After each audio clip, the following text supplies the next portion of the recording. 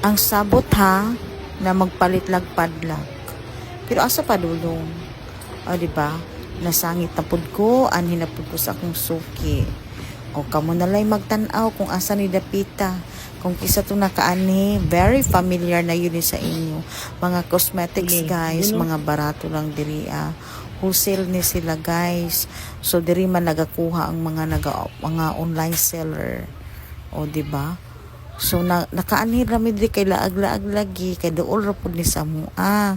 So very familiar na kayo ko ani kay since din sa una pa nagaanhin na jud ko. Pero nagiusahay ni mga store diri na wala kay nako ginaadto kay kanang usahay lagi na kanang nagdali. Pero na dito time na gitan-aw nako unsa ang nasa sulod. Diri raman di ay makapalit og mga barato.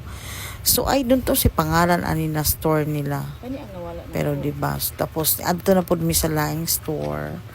O nagpalit na mig padlock dito kay kailangan nagud siya sa office. Kay katugan ning padlock na naagud siya goma sa tumoy.